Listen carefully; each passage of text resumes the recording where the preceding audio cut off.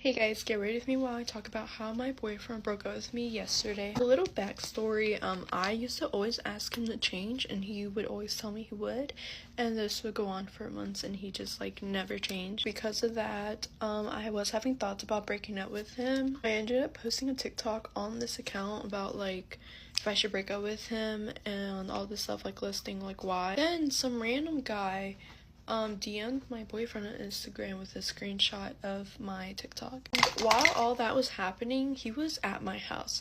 So it was 10 in the morning when he showed me the screenshot that the guy sent him, and he just packed his stuff and left. He lives 3 hours away from me, so an hour and a half into his drive, he texted me, basically breaking up with me over text. He was saying how immature it was of me to make that TikTok instead of just going to him and talking about it, which makes no sense because I've always went to him and talked to him for months. He basically broke up with me for that TikTok I made. Do you see him again next month to give him some of his stuff back? I am also almost certain he still plays games with my little brother. I've been handling it pretty good, I would say.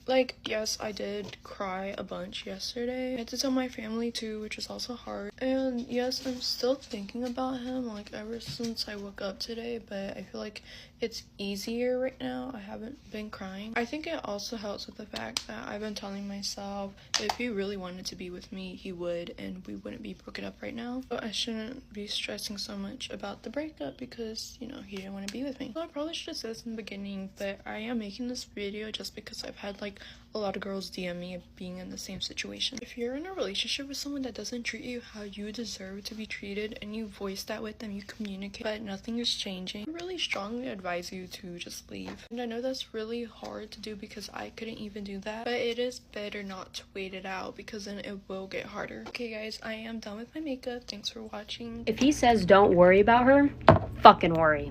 From one delusional girl to another, you gotta go. They always be like, no, don't worry about her, she's just a friend. And then y'all break up and he's fucking her the next day. That's called, it's time to get the fuck out while you still can. For example, my best friend was dating this guy, ended up breaking up with her for a stupid fucking reason, but that's not my business to tell. And the one girl when you're dating someone that's always you can tell she's waiting for y'all to break up? That's basically what this girl was.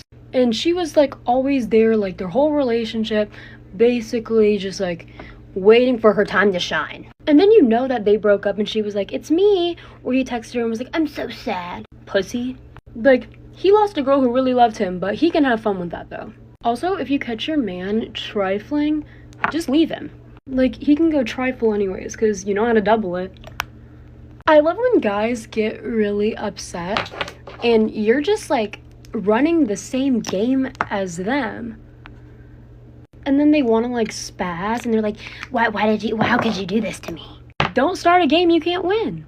You need to stay up off the streets if you can't take the heat. I'm just saying. Don't be a bitch. I'm already one. We don't need two of me. And if he tries to pull some stupid shit she said she wished there was two of me. Bro, no. You have been suddenly voted off the island. I used to have, a really big fuck to give. And my patience got tried so many times, and now I don't give a single effing fuck. I can tell everyone this, chances are, 9 times out of 10, if you think I give a fuck about you, you're disposable. The door's wide open. Bye! I don't know why, but the song Back in Blood is stuck in my head. Book his ass, I wish he would, huh? I need to chill and shut the fuck up. This thing is ancient, and it's from Tarte. It's literally fucking ancient. Also, I'm gonna do a better job, putting my products somewhere. I think after every Get Ready With Me, I'll make an Amazon storefront and try and find all the products. Actually, no, it's that song that's I fell in love with a lesbian. Can I knock on your door, baby? Let me in. If you know what album I'm talking about, every song on the album is fire. A song, if I ever heard live, I go insane to, is Bands and Make Her Dance. Boom. Okay, well, this is the final look. Love you, bitches. Here's the story time y'all all been waiting for. So get ready to talk about what exactly happened on my cruise. We're not gonna mind my hair. I just got out of the pool. We're gonna ignore the fact because she looks like a wet rag. I'm just gonna start off by saying if you don't like any TMI, too much information, don't watch this video. Okay, so it's the first day on my cruise. I had the feeling I was gonna start my period that day. And just with my luck, I ended up getting my period that day. The very first day of the cruise. And it's so funny because I was literally telling my friend, I was like, watch me get my period on the first day, and then that happens. I was like, yay, it's awesome. I didn't have anything with me, so I had to go to the store, get some necessities. The only problem with that was tomorrow we were gonna be in the Bahamas. I'm just gonna say this right now, I am a head user. I cannot with tampons. They freaking scare the crap out of me. I've tried them like twice, and I was like, never again. But then my mom was like, well, you know, we're gonna be in the Bahamas. She's like, we're gonna be in the Bahamas, like, you're not gonna be able to swim if you're wearing a pad. So I was like, right. So I was like, okay, I guess I'll put a tampon in. I really didn't want to, but I did. So put one in, that's it. Went to go have some breakfast and then got off the ship. Mind you, I only had a light tampon because my mom brought tampons because she uses those, I don't. She obviously didn't think she was gonna have her period. She just brought them just in case. So I only had a light one in, which was not a good idea because usually my second day is my happiest day. Anyways, we ended up at Coco Cay, Royal Caribbean's private island. I've been there a couple of times before, and y'all, it is so pretty there. My favorite part is the beach, obviously. So you go to the beach, you start swimming there, and that's like when I started recording, which was in my last video. If you guys watched that, the water there is absolutely stunning. And I'm swimming there for about like 3 hours. We left to go to the pool. I'm in the pool for like a good 5 minutes to like wash off all the salt water. Anyways, once we got out of the pool, so I'm walking. My sister's behind me, and I'm like, can you check if there's like, I don't know if I can say that, on my legs? And she was like, you have on your legs like everywhere. I start like freaking out because the bathroom's far away. So I'm literally running and like wiping my legs as much as I can. I see a shower right next to the bathroom, so I run to the shower immediately. Just like wash everything off and like get everything off my legs. And the bathroom's right next to the shower, and so I run into the bathroom, ready to pull this thing out of me because I was already dreading it. Because for whatever reason, like it just like hurts so bad to take it out. That's why I don't like using them. Anyways, I go to the bathroom and look for the string, and the string is not there.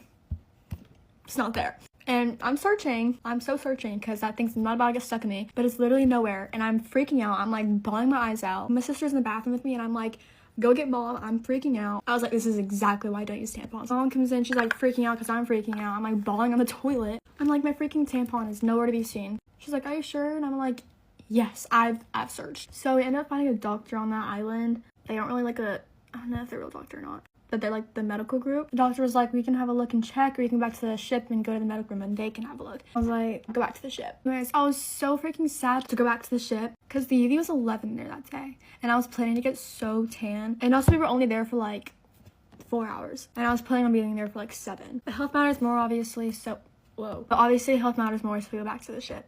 And we went into the medical room, and the medical room was so scary. Like, it was giving Stranger Things. Like, there was no color in there at all. It was just, like, one color. Like, the ceiling, the walls, the floor. It was scary in there. But anyways, I was waiting there for, like, a good 2 hours, which was so boring and a waste of time. Because I was like, I could be on the beach right now, but I'm sitting in this medical room. Mind you, I'm still, like, bawling my eyes out because I'm so scared of, like, what they're gonna do. Anyways, they finally called for my name. I get put into the room, and they asked me what happened. Anyways, they started checking, and that part, I was, that was the most uncomfortable I think I've ever been. Because that crap freaking hurt so bad. And they didn't even find anything. There was nothing in there. They're like, yeah, we don't see anything. They're like, our other option would be a speculum. I was like, what the hell is that? My mom, and then they showed me, and I was like, oh, hell no. I did not want to do that at all. But like, it would be better if I knew for sure if it was in me or not, or just like to not know at all. Because obviously if you leave a tampon in your body for more than 8 hours, you have a risk of getting toxic shock syndrome. And I didn't know what that was at all either until they told me, and they're like, yeah, it'd be very dangerous if you have a tampon stuck in you for more than 8 hours. And I was like, duh. And then they were like, you can get toxic shock syndrome. I'm like, what is that? And I searched it up. I'm like, If you don't know what that is, search it up. It's terrifying. Look at the pictures. So they gave me a few minutes for my mom and I to decide like what we want to do, like if we want to use it or not. And we came to terms where it's like, sure, like it's better no than not. So I already prepared myself and everything that I'm gonna be using that today. So once I tell the doctor yes, she all of a sudden starts freaking out, and she's like, I'm not gonna use that anymore. I'm like, what do you mean you're not gonna use that anymore? Anyways, after the complete answer was just no, like she was not changing her mind. She refused to use it. I literally don't know why, but instead she gave me antibiotics and like some other medication. So I had to take like 6 pills a day. And basically they told me once to get back to Florida, so I have to wait like 2 days. And then they're like, once you get back to Florida, then you can go to the ER and just get everything checked out. So I was crying even more because I was like, great. So this thing could be stuck in me for about 2 more days. And yeah. So basically, I just go the rest of the trip without, just like pretending nothing's in me. Like even if there is something in me or not, just pretending that none of this happened. Because obviously I'm not gonna let this ruin my time on the cruise. Fast forward, we're now in Florida and we're gonna be there for like a week because of my sister's nationals. We go to the ER the first day and basically let them know what happened, and they just wanted to go straight in with the ultrasound. And obviously on the cruise ship I didn't have anything like that. So we used the ultrasound and guys, I was so freaking uncomfortable because I went to the bathroom and then I came back and then they were like, your bladder actually has to be full, so sorry, you have to drink some water. And they gave me like 2 cups of water and a Gatorade bottle. And they're like, drink. I'm like, okay. And they're like, drink until you're about to burst. And I'm like, okay. So I drank everything like really quickly because obviously I want to get out of here as fast as I can. And then I'm literally to the point where I'm about to bust, like literally explode, because yeah, it like hurts so bad. Like my bladder was so full, it hurt. Like I couldn't even lean back. I was literally tucked in a ball. And it took forever to come with the ultrasound. I was literally freaking out because I was like, I'm literally about to bust open. Anyways, once they finally got here to do the ultrasound, they were like, it's really hard to see. I think your bladder's a little too full. And I was like, of course it is. And obviously I had to lean back for the ultrasound because they have to like rub it on my bladder. So I'm literally fighting for my life. And she's like, yeah, we can't really, it's like kind of hard to see. So you might need to let some out and then come back.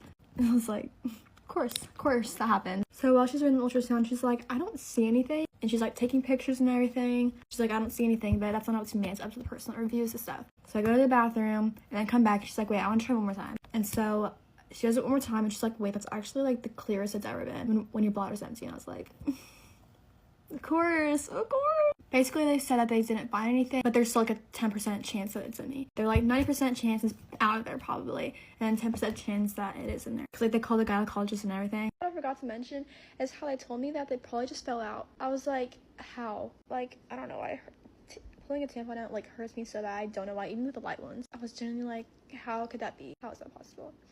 But I mean, I guess it did. And they're like, even with the antibiotics, you would have still had symptoms. So like, if you want to use a speculum, let me know. And I was like, sure, like, let's just see if it's in there or not. Like, so like for sure, no. But I couldn't do it. I could not do a TS. No.